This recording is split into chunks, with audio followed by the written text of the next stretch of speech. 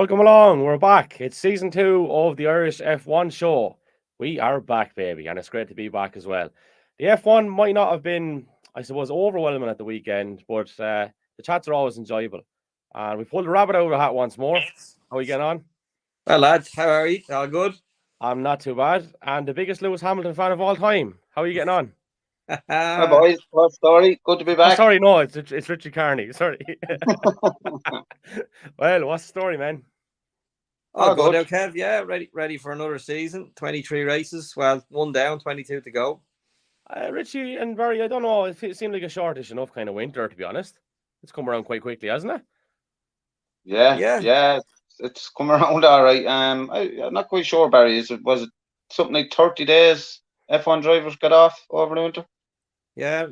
I was going to say not much, but I'm not going to feel sorry for them just yet. But no, it was definitely a shorter winter for sure. I think I seen somewhere it was the earliest race back. I think I don't know how many years, but a long time anyway. The first race of the season hasn't been this early in the year for a long while. So yeah, and of course they're well into November now in the last one. So, geez, I remember showing my age now when it used to be, maybe the end of September was the last one, and it'd be into April for the first one. So it was 6 months on and 6 months off, basically. Not Nah, that anymore. was only 3 or 4 years ago, Barry. You're grand. Yeah, that's what it feels like, Richie. Sure, they all feel like 3 or 4 years ago. Well, look, one thing we won't get here is a pity party. Nobody will get a pity party here over their 30 days rest, of course. But No. at the same time, and by the same token, my first question would be, I know something that we might have touched upon last year, but obviously we'll go into it in a bit more detail now. Have they diluted this a little bit, guys, with the amount that we have this year? Richie? Yeah, I think it's a little bit excessive, to be fair. Too much of something, you're not long before you get sick of it. And it's like, they're trying to get those extra USA races in. And listen, it's all good for the spectator in a sense that if the racing is close, if the top 3, 4, 5 teams are fighting it out, and it stays interesting throughout the season. But if Max starts to walk away with this championship, it's going to get boring very quickly. Yeah, well, the average is every second week, near enough. I know obviously we're going to have a break on different things, but Barry, for a man that labelled Vettel an eco warrior last year, the logistics of it isn't. I'll never live that one down, will I? Well, I mean, if you look at the way this is panned now, so we've 3 races in the States, but they're not back to back. We have, look, it was always going to be the case where we're starting in the Middle East and ending there, and there's a fairly obvious reason for that as well. But if you look at it, have they got this a bit wrong? Like, why is it a case that all those are mapped out that direction, do you think? I don't know. I mean, I'm in the logistics business, and when I look at the map, it's geez, you wouldn't get many points for planning a route that way. No, around Ireland. Never mind the world. It's literally from one side of the world to the other, up, down, back. There doesn't seem to be any geographical kind of sense to it at all. So I know obviously weather will play a part and things like that, and I know what other things there are really. To be honest, once you take the weather out of it, what the other kind of variables can be or why they'd be moving it around. But it doesn't seem to follow any real rhyme or reason in geographically. So I'm sure there is. I mean, like a lot of these things, people say, that doesn't, I don't understand why. And the thing is, yeah, you don't understand, but normally is a reason. It's just not immediately obvious to me what that reason is. I can understand if they don't want to keep too many races in one kind of catchment area for one sense of the word, but I don't know. I would actually love to know what the reason is behind it, and beyond weather and climate, I can't think of any. Is it more money than sense, Richie? No, I think maybe Barry has touched on something there. They're trying to hit circuits at a point in the season where they're nearly guaranteed no rain, which is pretty stupid as well. Like, you know what I mean? You're racing. Weather shouldn't, unless there's 2 foot snow on the circuit, it shouldn't really matter. But and then yeah, I think Barry might be on to something there. Sure, listen. I mean, you're either racing or not. So yeah. I think Barry is right. They're trying to hit circuits at non-rain season. Okay, yeah, because just couldn't quite get the head around it. My fear is that it might dilute a little bit, And come here, like, I mean, if you look at even, we like to have a little casual pop and try to survive on this, right? But that for me is even diluting a little bit. And I don't know. I've fears this year, lads, to be honest with you. I don't know if the line of viewership and the interest will it be the same even though there's more events, Barry? No, I think 23 is too many. 16 used to be the number, probably a little bit on the low side. So, 19, 20 is probably the sweet spot for me. The Drive to Survive thing is interesting. I think Formula One has a good chance of becoming a victim of its own success in many ways. And the show in particular, I mean, the first year or two was very interesting because it was the drivers, the team engines, all the protagonists were, caught off guard a little bit, maybe, in terms of the cameras being everywhere. Now they know the cameras are everywhere. They know how it's going to be packaged. They know how it's going to be edited. They know the general kind of ethos of the show, let's say, and it's starting to look a bit forced. There's a lot of talking, but no one's really saying anything. There's no real nuggets. It's very much. It looks rehearsed, doesn't it? It looks rehearsed. This season looks rehearsed. Like, there's definitely things there that are rehearsed, for sure. And it's packaged as if it's the first time they spoke about it, whereas obviously not. And it's a bit like a fart, Barry. If you force it, it's shit. Yeah. What else Midland sayings? I learned a new one every week. Absolutely smashing analogy there. Yeah, kind of agree with you though, guys. I think that's the way it's heading. Do you know what? Actually, we'll give a shout out to our sponsors, PFT Travel. They've come on board with us here once again. So thanks to MJ. If you want to go to a hen or a stag or maybe even over to the bingo, the way Barry's talking, he's heading for it. But that's the people to call. MJ Farrell, thanks a million for coming on board once more. We will give Rapco a shout out as well, and Palastorage.ie and Richard Carney Engineering, of course. Can't forget the boys. So yeah, that's the crack in terms of our sponsorship. If you do want to get in touch with us regarding that, Irish F1 Show at gmail.com, or any general topics whatsoever, any thoughts, you can DM us on social media, Instagram, Facebook, and Twitter at Irish F1 Show. And if you are watching on YouTube, please hit the subscribe button, and you see a little buy me a coffee QR code in the corner. If you hover the phone over that, you can keep the whole thing going for us as well for the price of a coffee. So there is the shameless plugs out of the way, and we'll go back to the business. So yeah, look, underwhelming, the right way to describe Bahrain, Richard? The right way to describe are Barry and Richard underwhelming, or Bahrain? I'd never call you guys underwhelming. You stop. It's always overwhelmed. I never seen you overwhelmed either. In fairness, no, you gotta just nice and steady. It wasn't a classic, that's for sure. It had its good points, which I'm sure we'll get to, but it was one of those cases where you put the fastest guy in the front of the grid and give him a head start, and then wonder why there's no racing. It wasn't a classic, as I said. Yeah, it's Bahrain, as they call it. Sometimes it's generally it's not a cracking race many years, but yeah, it's a little bit. I think George Russell said something there the other day. He said that it's that Red Bull should win every race this year, which is a bit foreboding for Mercedes driver to say that after the first round. It doesn't really induce a lot of excitement, let's say. And can I pick you up on that, Barry? Like Toto was saying stuff like it was one of the worst performances he's ever seen, and that the car won't be better for a while. And when you look at the optics of last year, they struggled for such a long period before finally making a bit of progress, or probably more so the guys getting the best out of what was a substandard car. So my question would be, at this particular juncture, should and why not? Is it actually not a little bit better at the minute? Like, because, okay, maybe I'm being harsh in saying that, but it doesn't look like they have much hope, and they're a little bit concerned about this. Like, or are they just playing mind games? No, I think they are concerned. I think the funny thing is, no one from the most grassroots of motorsport right the way up to Toto Wolff and Mercedes and the team in general, no one really knows what makes a racing car quick, for sure. It sounds like a bit of a silly sentence, but it is true. we know loads of things that can slow them down, and but there is no magic formula for making a racing car quick. Money helps for sure across the board, but you got to know where to spend it and how to develop and everything else. So every year there's less and less, of course, in modern times, but every year there's a little bit hit and hope with designing and running any race car.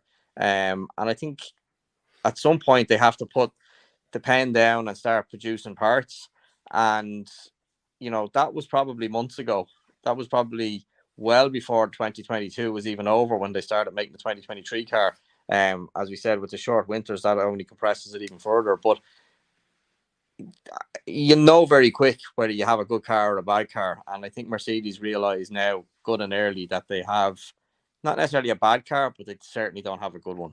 And I think the difference with last year was they had a car that they didn't know yet was bad because the porpoising and the bouncing was hiding it. And I think they were hoping that once they sorted that out, that it would, emerge out of the shadows as a great car. But obviously that didn't really happen. And they don't have that kind of false hope this year.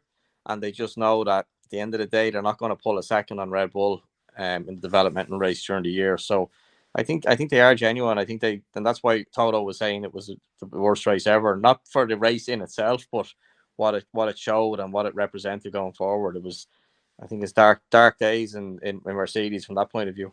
Yeah, in line with that, Richie, like the ratio of resource to output would be a lot more favorable for them than a lot of other teams we would have seen. Like, so, I mean, who's accountable for this? Where does it change? Why hasn't it changed in your opinion then? Well, like when you look at the overall thing, right? They've all developed. Right? Like they were all going a second a lap faster this year than they were last year. Mm-hmm.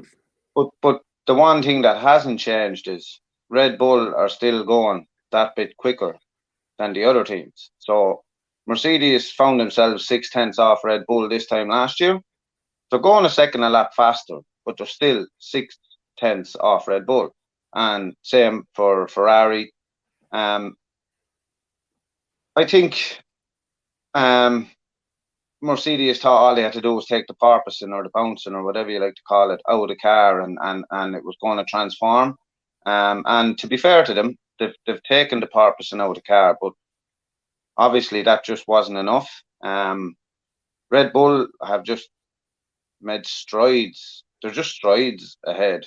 And as you say, with Mercedes' budget, I can't see, money is no object. I know there's budget caps and things, but obviously that doesn't sort of come into it either. But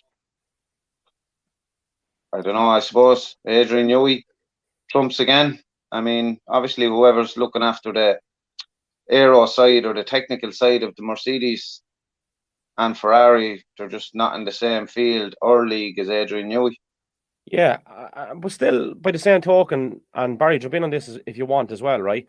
Toto's always prided himself on building a team of good people around them, people that are uplifting, energetic, and talented.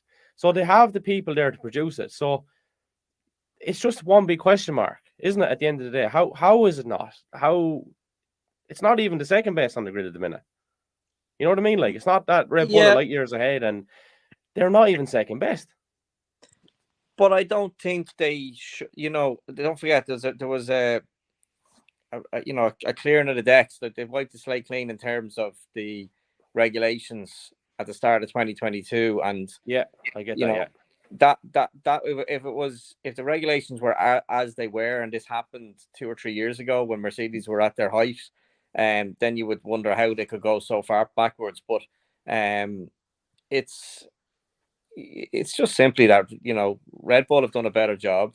It's not that Red Bull and the rest of them stop, as Richie alluded to there. Everyone is still running, so it's you not only do you have to run as fast as the guy in front, which is pretty difficult, and if you're comparing yourself to a Red Bull and Adrian Newey specifically, you got to run faster than them to catch up and then get ahead of them. So it's a very difficult thing to do, and I don't think just because Mercedes got it right in the previous set of rules is an automatic assumption that they'll get it right thereafter. maybe there's a little bit of complacency setting in then as well if they start convincing. And I think you can see that in Toto himself. Like, I think you got to remember, he kind of strode into F1 just as Mercedes took off. He's never really not won in F1. So it's a different environment when you're on the back foot, and I think that's starting to show, and that could be working its way through the whole team. But as I said earlier, no one really knows why a car is quick, and similarly, they don't really know why one is slow when you're down to little, tiniest little, 0.6. It's nothing over 2 minutes. Like, it's 20 corners on a track, three parts to a corner, if you like, entry, apex, exit. That's 60 opportunities in a lap to lose 0.6 of a second. I mean, it's minuscule. It's what's that? 1,000th of a second per sector of each corner. It's indistinguishable. So I don't think we should be that surprised. This is what happens. You build a new car every year. You're going to hit good ones and you're going to hit bad ones. But coming back from a bad one, that's what Mercedes have to do. And it's interesting that they're staying with the same kind of philosophy. They're the only car that's the only car in the grid that looks different to the other ones in terms of the zero pods and the hunched shoulders and whatnot. Now they're gone down a different road, and they might be like the bad gambler. He needs to know when to stop. To me, it's like they're too pig-headed to change. It's like, no, we haven't got it wrong. We just need to work on it. Just throwing good money after bad, And you can see, if I can bring in this, Richie, it's something that has kind of come to mind on the back of Barry talking about maybe Toto and his entry into F1 and how successful he's been. I'd make a fair argument over the years that while Red Bull went through a barren period, did Horner's demeanour change massively in those years in comparison to Toto's, and how his has changed in the last 2 years? I wouldn't say it has. I think it's very obvious that there's a change in Toto. Not quite sure did Horner's demeanour change. Obviously, he was disappointed and he said things, that he was disappointed about, but it's just the manner in which he goes about saying those things. Would you think there's a big difference? Yeah, there's a massive difference. Like, Christian Horner is, he was born racing. He was brought up racing cars. He raced himself. He's he's managed teams and blah blah blah. Like, Toto came into the sport as a shareholder with Williams, and then bought shares in Mercedes, and then just got trusted in as team principal to a team that were ultra dominant. So he's never had to deal with this endeavor before.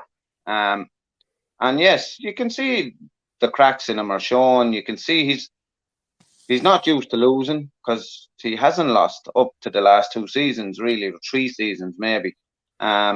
He's lost his balance as a character, Richie, I think. Yeah, absolutely. Whereas Christian has always managed to keep himself neutral, good, correct, and right, neutral, whether win or lose.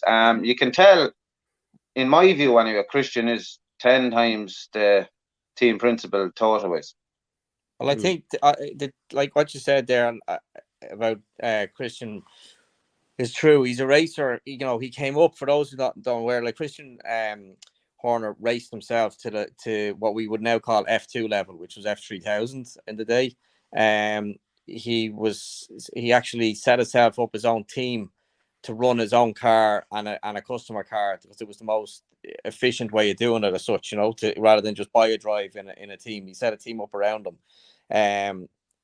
So he's come up the hard way through motor racing, and anyone who's done that knows that in your career, in a season, but throughout your career, you're going to have a lot more days that you lose than days that you win. A lot more, like probably 10 to 1, even for good guys. It's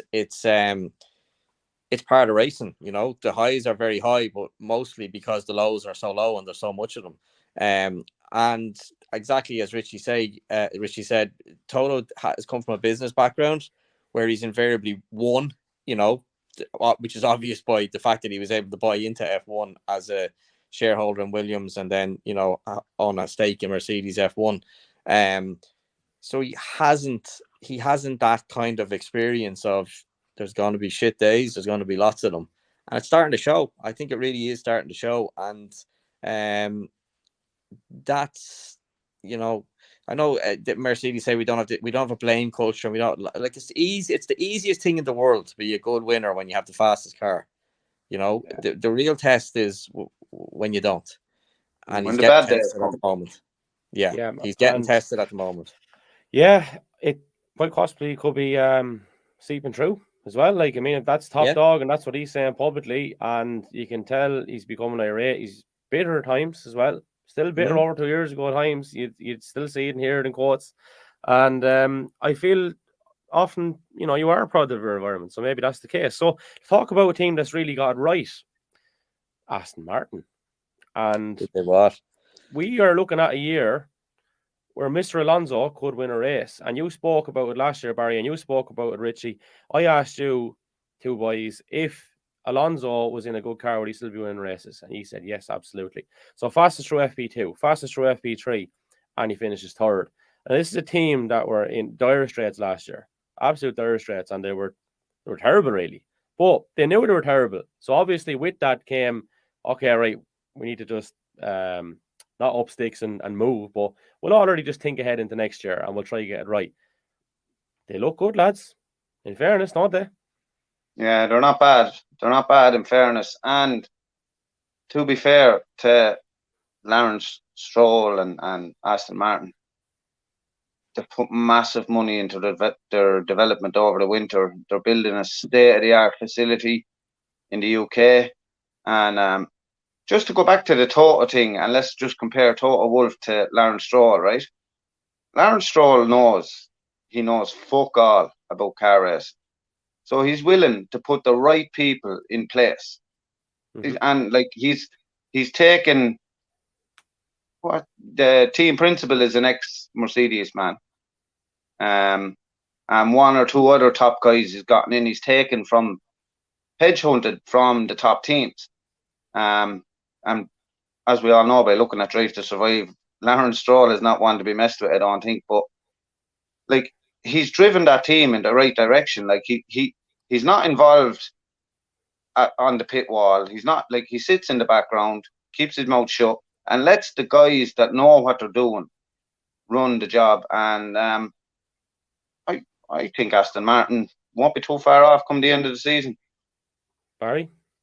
Yeah, I mean, it's hard to argue with anything which you said there. He's definitely, you know, and don't forget that they've only started the investment in terms of the facility. They're only building it. They haven't got any. I mean, if anything, that should be taken from their efforts. Just You're right. Yeah, you're right. Because they've, you know, somewhere along the line, there's energy and time and resources being soaked up with the physical act of building something like that. So we have, you know, it'll be another year or two before the benefits of that really start coming on stream. But yeah, they've got it right.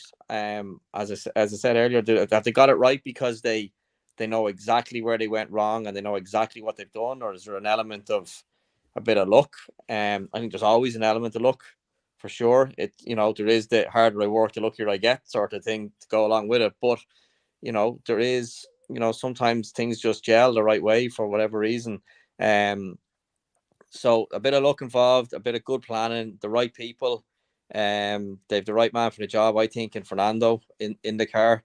And I wouldn't be surprised to see him win a race or two this year, but probably only when the Red Bulls falter. But the thing about Alonso is he will always get what's in the car out of it over a race. Maybe not over a lap. There's probably quicker guys. There is quicker guys than him over a lap. But come the end of the race, there'll be nothing left on the table. He'll get whatever is available out of the car. And then when the team knows that they have someone like that in the car, they will push a bit harder individually across the board, you know, right the way through the team. When they know that they have someone who's gonna you know, show up their good work for what it was. So I think he could be, you know, he's a divisive character, as we know. He even admits it himself, I think. But in the right circumstances, he could be a very, very beneficial force in any team. And with a good car, you know, I think there'll be a couple of wins this year for them. Can I talk to you, Richie, about the some of the overtakes we saw from him yesterday. They were unbelievable moves, aren't they? Yeah, vintage Fernando, in fairness. And I was thinking about our podcast today, and I was going to touch on that point that you asked me and Barry last year. If you give Fernando a competitive car, would he win? Absolutely, he'll win. He has a competitive car. It's by no means a winning car at the moment. If they continue on the vein they are and keep developing, will it be a winning car? As Barry said, probably want the Red Bull to drop out somewhere along the line for him to sneak a little win. But it was delighted for Fernando. I mean, his podium, it didn't look like it was going to happen. And then Leclerc engine blew and, Sainz to shut him down for fear of him blowing. And his little tussle with Lewis was vintage and brilliant. But definitely vintage Alonso. He's top class. Top class. Yeah. Well, you just think last year when towards the middle or end of the season when Red Bull had the advantage that, at the start of the season they didn't. Ferrari had the advantage. But when it became clear that Red Bull had the advantage, Ferrari lost so many opportunities where Red Bull, had a hiccup or, didn't perform to their best. And Ferrari were not always there to pick up on it, either because of the odd time driver error on both cases, but mostly team stuff. I don't think that will happen with Alonso and by extension Aston Martin. They will be ready and waiting to pounce the second there's a glitch in the armor of the Red Bull for whatever reason, even if it's just a poor get off the line or a bad qualifying or a bit of mechanical issues that hamper them. That's when Alonso and Aston Martin will strike, I think. And to be fair, Lance Stroll didn't seem to be too far off either with a guy for a guy with screws and bolts in his arms. He was there or thereabouts come the end. So, he done very well, to be fair to him. He done extremely well over the weekend to have no testing or anything.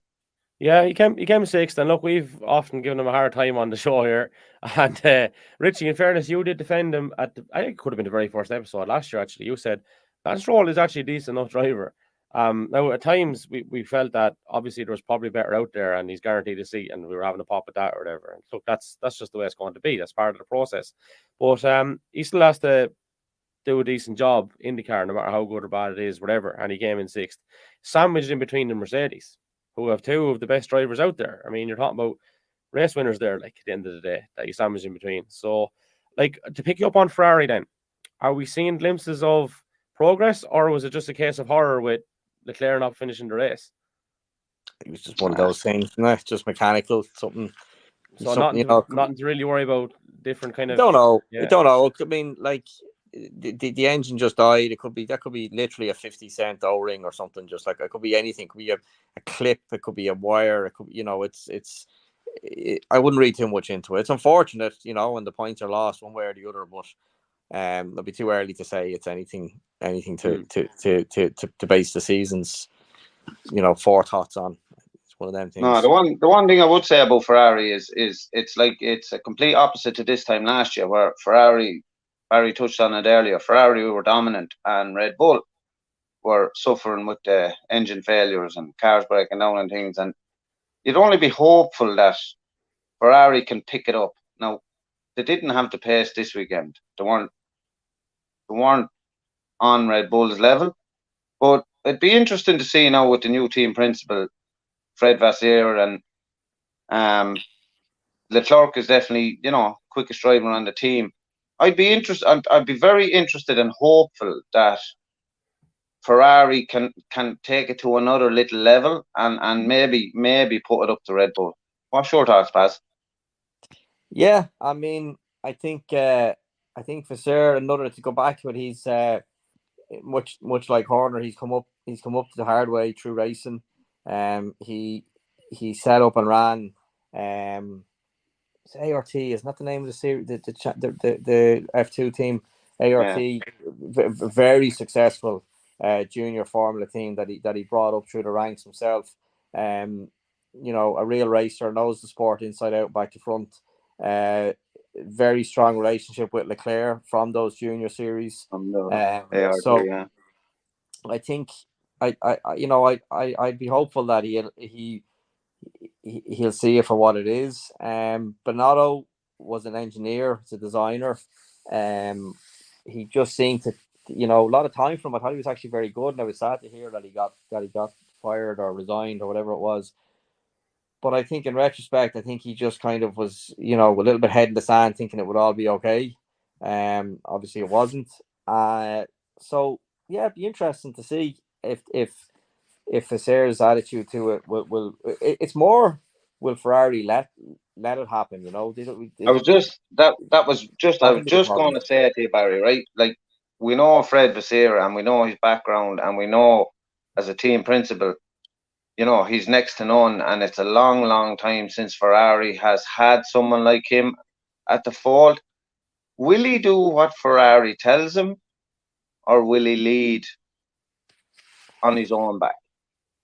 I think what Ferrari need to do is just like you said earlier, with Lawrence Stroll, is put the right people in and then step back, and that's Ferrari have been not able to do that for a long while, and then as a result there's this fear culture, and they don't get a chance to make the mistakes because they know if I make a mistake I'm going to get fired, so they desperately try not to make a mistake, and then they make a mistake as a result.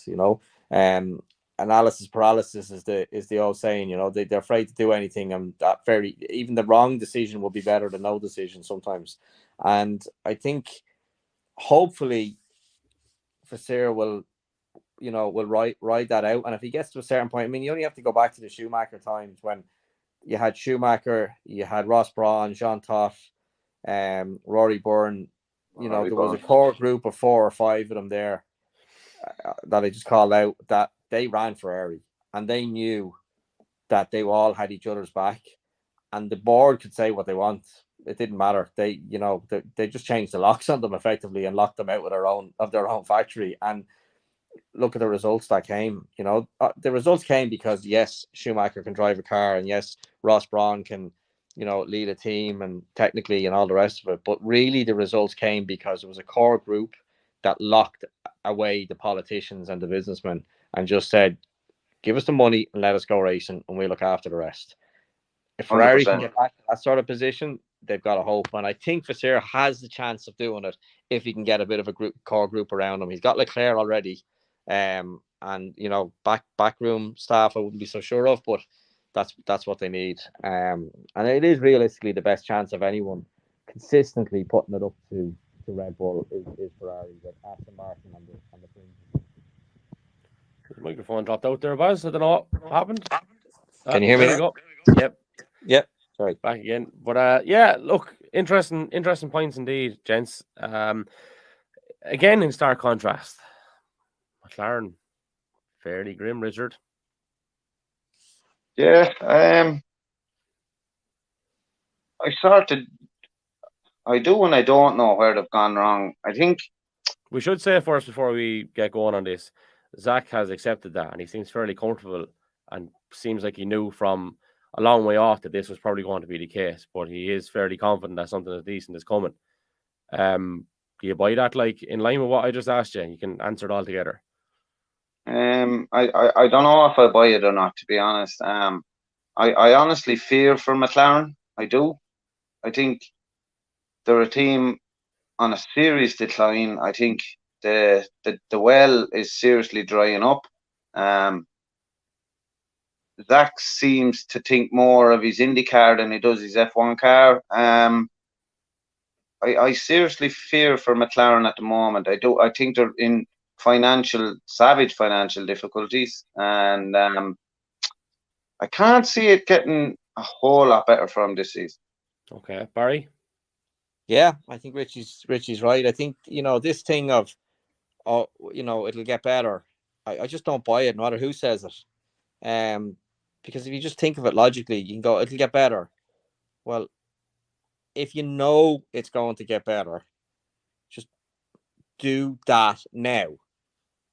But they don't know. They're hoping. All these guys are hoping. They might stand there and chest out and head up and go, yeah, we're going to do this and we're going to do that. And they don't know. They won't know until they put the car on the grid, set the stopwatch, and see what it stops at the end of the lap. Until then, it's guessing. And as I said, if you know, then just do it. Don't talk about it, just do it. And if you know that something better is coming down the tracks, you kind of say, well, why did you go the wrong way then? If you knew you had this option and you had that option, why did you consciously take the wrong one? Of course, the answer is nobody consciously takes the wrong option. They take an option that turns out to be wrong. But equally, or a financially viable option at that time. Yeah, or waiting for there a might club be to a come in to certain pay amount. for it. Yeah, there might be a certain amount of that, but they have to go and build a floor for the car, for example, a very complicated piece of equipment these days. They have to go and build a floor. It costs as much to build a good floor as a bad floor, in terms of tooling and setup and costs and materials and everything else. So it's so rare to see a team. If you think about it, when is the last time you've seen a team start a race, a season, on the back foot and end it, consistently at a higher level? I know probably the closest to it was Mercedes last year with the win at the end compared to but that was one issue. They had one bouncing issue, and once they solved that, they unleashed a little bit of a better car. But the low-hanging fruit was gone. If you have a bad car now, you might have a slightly less bad car at the end of the year. You're not going to have a winning car or anything close to it throughout the field. And obviously, McLaren aren't trying to win, Alfa Romeo are trying to win, but relatively speaking to where they're operating in the grid, they're not. I don't think any of them will take huge advances forward. They're not going to just all of a sudden, turn a knob on a damper, change a spring, and the car just go a half a second a lot quicker. I think them days are long gone from, professional level motorsport. Can I ask about? I shouldn't really say the best of the rest, but there's 5 teams I think that we haven't spoken about: Alfa, Williams, Alpine, Haas. That's 4, isn't it? Yeah, I think that maybe is it. AlphaTauri.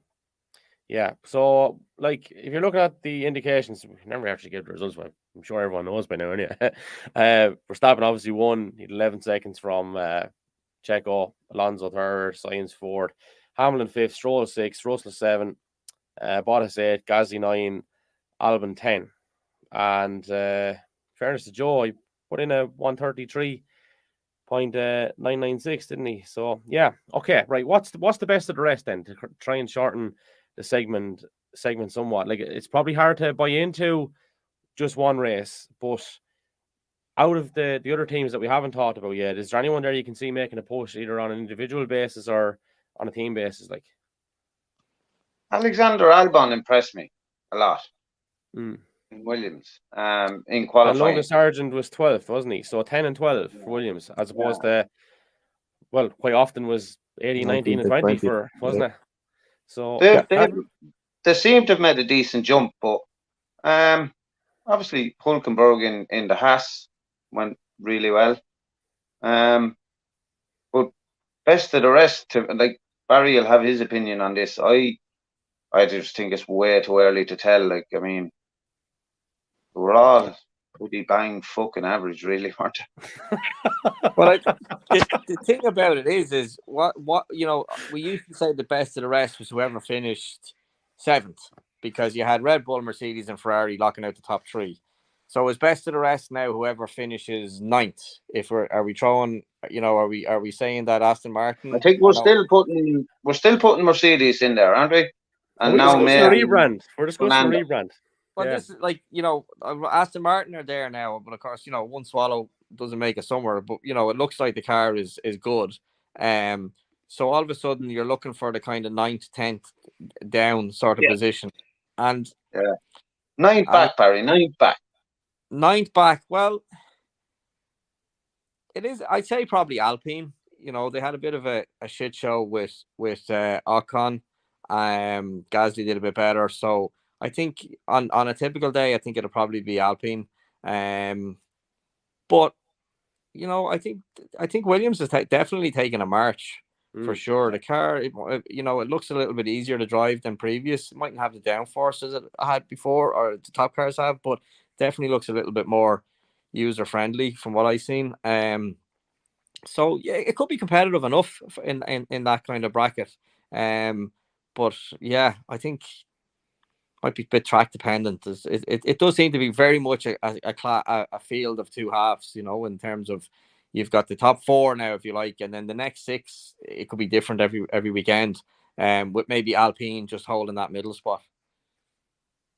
Richie, something that interested me over the weekend was Nico Rosberg's comments about Ocon and Gasly, obviously, and you know, Barry, I don't know, did you see that, or Richie, just the comments that he made? But no, I hadn't realised, and I should have really, but Gilles know as racers, how aggressive he was towards every teammate he's ever had. They kind of did a little bit of a background on that. Yeah, but it wasn't just limited to Alonso. And as it happens, Rosberg's of the opinion that him and Gasly don't like each other at all.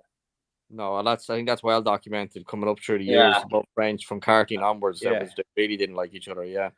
I don't think it seems to be common enough for all getting a few clatters. Did you see the narrative though that was created around Ocon with regards to, and I'm not saying this is anything to do with what we should or shouldn't think of him as a teammate, right? But they create a narrative of him, a rags to riches story, which is great. But in line with that, then I'd think if I was that person and I got to that stage, I'd be grateful. I'd probably be a bit fucking sounder to my teammates and everyone around me to be that, you know, because I've got there that route. Not saying that that's a blueprint for everything either, and there's no one set character out there, but I did find that interesting then when you look at the flip side of it, you know. The beauty of motor racing in many ways is you can't wear a mask. You just can't. It's too involving. It's too by the second. You know, you can't think about it. And you know, you can't think, right, you know, I'm coming down here, I'm doing 200 mile an hour. You know, if he does that, but you know, I'm kind of lucky to be here, so maybe I'll just back out of it or whatever. He's making a decision in literally milliseconds. And that the decision that guy makes, whoever he is, whatever level of racing he's at, but obviously, you know, in F1, the decision he makes will be him. It'll be his decision there, and it will reflect his personality. There is no time for thinking in those moments. He might say certain things in a press conference or over the radio where he does have that couple of seconds thought time, but in a split second, 200 mile an hour, do I squeeze him into the wall or do I let him go? The real guy will always shine through. And I think that's what we see at Ocon. He says all the right things. He's smiley. He's bubbly. The whole lot. Guy gets up alongside him, 200 mile an hour. Boom, you're gone in the wall. Sunshine.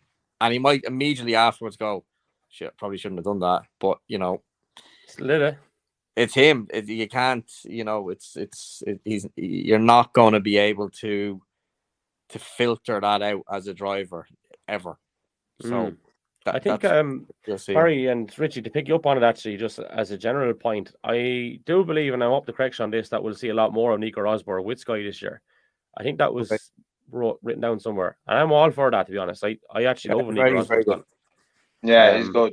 Yeah, he's very good.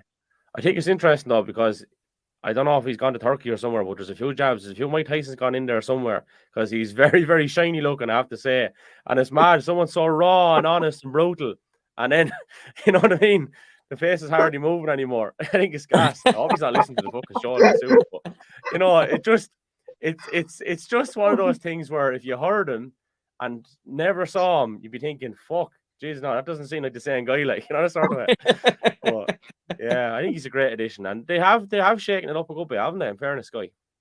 Yeah, I think he is very good. I think he's current enough to bring some real value. He's obviously a very intelligent bloke, you know. You can just know by listening to him and talking to him, not to him, but listening to him talk rather. And he's not afraid to, you know, to say what he thinks. It's a good combination in my book. So bring it on, you know. He's definitely one of the better. You know, he's worth listening to. I think he speaks a lot of sense a lot of the time. It's nice to hear Barry speaking very highly of someone who's an eco warrior, isn't it, for a change? Is he an eco warrior too? Is he? I think so. Yeah, I think so. We all have massively. I knew you were going to say that, Kevin. I knew it. We'll have keyboard warriors. The trees as well, like. Like the trees. unbelievable stuff. In other news, actually, lads, just to put it out there for anyone who hasn't had a listen to this, the BBC Sports Strangers Crimes documentary with the espionage in 07, I thought was a very good listen. I don't know did you get around to it, but Yeah, I heard it. they did drag the arse over a little bit now. I won't lie. I think they got as much as they could out of it. But it was very well done, I thought. And Pete Tong's voice is savage on it, isn't it, Barry? Yeah, it was interesting. I listened to it there over a few weeks ago. A lot of it I knew just from reading up and being around it at the time, and it was obviously kind of directed at the more casual fan, but there was still a nice few nuggets of information there that it came out, and they just I just couldn't believe they thought they'd get away with it. I know that's actually in the kind of the little, the starting intro or whatever. I think it's Morris Hamilton says, how do they think they get away with it? And that's the bit I got away from it. Like, imagine walking into the local photocopying centre with literally a CD that says property of Ferrari F1 on it and saying, can you print all these for me? And I'm heading down the road to McLaren there. I mean, like, it's a mad story, though, isn't it? The fact that your man happened to be a Ferrari fan, and the fact that the email made its way to top dog in Ferrari, and he picks it up and actually responds to it as well. Yeah. It's the most bizarre story. It's got to be the most bizarre story, is it? That Formula One has ever seen. Oh, I'll be up there. I'm trying to think. Yes, there's nuts like, and even the insight, like all these things, you tend to go down a rabbit hole, don't you? Afterwards with different things, but. I did a deep dive on Flavio Briatore, and Jesus Christ, what a story there, all right. Oh, lads, there's more than one. There's absolutely more than one. We won't say anything about him on you. He will definitely get sued. But what do you call it? Yeah, interesting character, interesting lifestyle as well. We'll say no more. But yeah, it was good. There was a bit to be learned from it, wasn't there? Yeah, it was just interesting again to see F1 kind of getting onto the front pages a little bit, and the general. I'd be amazed by it. Where was I? Was somewhere the other day, and someone started talking about it completely. It's different for me and Richie, and I don't know how long you've been fully into it, Kev, but me and Richie grew up around it where we were like, nobody knew what F1 was, let alone the drivers' names. I'll just clear that point. I took a long sabbatical away from F1. I grew up fascinated with it. I took probably, I put on record, I probably took a decade away where I properly followed it. Kept an eye on it, but no, not enough to have a conversation about. So, but it's everywhere now. It's just everyone's talking about it. I remember, I don't know what I was saying to you. I was on a flight somewhere late last year, and I did the Grand Prix open on my phone. I think it was a Japanese Grand Prix, and we were waiting to get off the plane, and I turned it on the phone after landing, waiting to get off, and the air stewardess goes over. Oh, is that the Grand Prix? How's Verstappen doing? Is it really wet? Blah, blah. And like, just that never happened years ago. Literally they wouldn't even know what it was. Across the board, people didn't watch it. So I still find that kind of new and interesting, and all these podcasts like that, which are aimed at the kind of general person with an interest in it. The BBC getting involved, the Pete Tong, and it just seems so odd to me, something, because it's my whole life it was a real small niche little sport, like, and now it's massive. It's massive. But that's kind of full circle back to where we started with the Netflix, and it's it's good and bad. That's the thing about it. It's good and bad. We don't want to dumb it down too much either, for the for fair weather fans who might be gone again in a year or two's time. It's a hard balance, I think, that F1 are going to have to pull between, just, is it a soap opera or is it a sporting contest? And they're managing at the moment. I would just fear that they might go the wrong way too easy and lose sight of what it is. It's a sport at the end of the day. It's a lot of lads and girls, if they make it, in cars going as fast as they can and trying to beat each other, and everything else is bullshit when it comes down to it. Mm-hmm. Great point, eloquently put. I'd expect nothing less at this stage to do. But guys, before we finish up, any last observations on anything F1 related? Or otherwise, actually, it doesn't matter. If it's interesting, fuck it out there too. So people listen to that these days. Just, I'd like to touch on the point Barry made there. The fair weather fan. and trying to hold on to them. The fair weather fan loves Drive to Survive and wants to see a soap opera. They're not really racing fans as such. Mm-hmm. It is the soap opera, and it's the Drive to Survive. Whereas me and Barry will sit down and watch a race because it's a race. I very rarely listen to build up, or I'll watch the podium afterwards and then switch it off. And that's just I watch the race for the race. What's your thoughts on that? Yeah, well, same as that, Richie. I mean, I would have watched the F2, the F3, the F1, IndyCar, Indy Next over the course of the weekend. And I had a busy weekend. I'd be literally watching them on the phone as I go. I wouldn't really have much interest in the build up and the stuff afterwards. And I think it's a great gateway to get these people into the sport. You're not going to hook someone by showing them an onboard and trying to explain to them how he's got a little bit of, mid-corner understeer in this corner and, high-speed traction problems in that corner or whatever, or slow corner. So you're not going to get someone like that. You never are, to be perfectly honest with you. It's too a finite thing. It's too technical, yeah. The hope is you get them with the kind of, the crashes, the overtakes, the drama, the background stuff. But that's how you get them. I don't think it's the way to keep them. And because if you do go down that road, I think you'll just be forever chasing it, and it'll just get, more that way. Some might say worse, some might say better, but it will just become, more kind of creative drama, more fanfare, more about what, everything else about except the actual act of driving a car as fast as it can go. So by all means, use it to get them, but just they need to be very careful that they don't continue to chase that same path, because I think it could lose everybody. Would you fear they might start losing the purists? I think so. I think it's definitely possible. I mean, I'll probably always watch it, but I turned on the IndyCar race the other night, and just to sit and watch drivers driving the act of driving a car around a tricky circuit with bumps and lumps, and it's a street circuit, and it's just, to me, to watch an onboard. I watched it as well, and it was. Sorry, Barry. I watched it as well, and it was a far superior watch to the F1. Yeah, to you and I, Richie, that's the thing, because we're watching it, as kind of nerds of the sport, looking at it and watching, all the little intricacies and stuff. And of course, the Americans do a great job of any sport. But yeah, it's more of a kind of a an old school fans type sport. So it's don't get me wrong, I love F1. I'd probably watch an F1 race before the IndyCar race. They were both on together. But it's just they got to be careful. That's the only thing. They have to be careful. They don't go too far. Lads, is it like, just say you go into a supermarket, right? And you go into the supermarket and you really like Eddie Rocket's secret sauce, right? First thing that went into my head. The first sauce that went into my head, right? Because I do like it myself, I'll be honest. And that's what's got people into the shop. But it's the burger that all the people really like and always will like. And the purists will like it.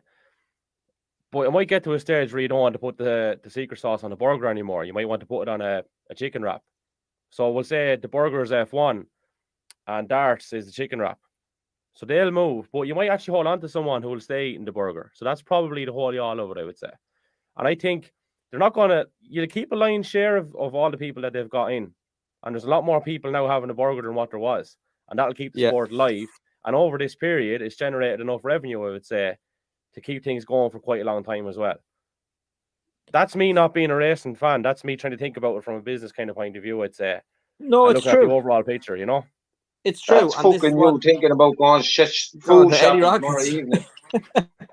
Sometimes just fucking closing the chicken wraps. What are you talking about? To really stretch the analogy, yeah. Lewis Hamilton would not like that analogy at all. The burger. But to really stretch it, Kev, you don't want to. The sauce is grand, but you don't want it for dinner, like. You know what I mean? The sauce in its own isn't going to do much. Like, it's a topping. It's not the actual substantial bit of the meal. Yeah. Like, you know, it's The just a fan is the topping. topping. The casual fan is the topping as well, you see, isn't it? Well, I don't Burger mean the is casual more fan is the topping. I mean all the peripheral to the, you know, all the kind of celebrity crap and all the, you know, just the kind of razzmatazz and the drama and the, you know, the drive to survive-ness of it is the sauce. But the burger, we're really is mad where stretching this this is analogy going. now. The burger is driving a race car as fast as possible on the best circuits against the best teams. That's the product. Everything Yeah. else is you know, garnish and whatever else you want to call it. It might make it look better, you know, but it's not what you're buying. Yeah. It's not what you're buying the meal for. Like, you know, perfectly backed up my analogy. I love it. Thank you. That's exactly what I was looking to hear. I'm starving now. I was just going to say, can we wrap this up? I'm fucking starved. Is that a chicken wrap you mean? Yeah, we will. We will wrap it up at this point. And we just want to give a shout out again to PFT Travel. And if you are enjoying the coverage, you can support us for the price of a coffee. The Buy Me Coffee QR code is in the corner and there'll be a link floating around there somewhere. So thanks to PFT Travel. And then Jeff Farrell for coming on with us. So that, is pretty much it. We're back in, 2 weeks' time, lads, I think? Yeah. After Saudi. Yeah. We'll have the crack. Tell your friends about this podcast, please, folks. We garnered great momentum over the past 12 months, and we'd love people to come on and hit the subscribe on YouTube.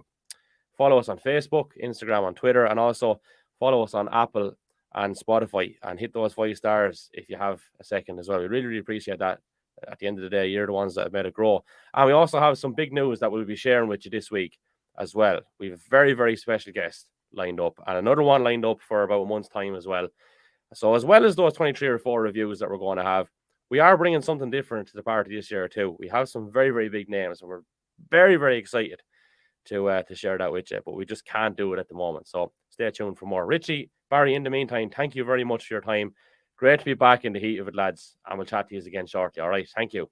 Take care. Bye-bye. Thanks a million, lads. Take care. Bye-bye.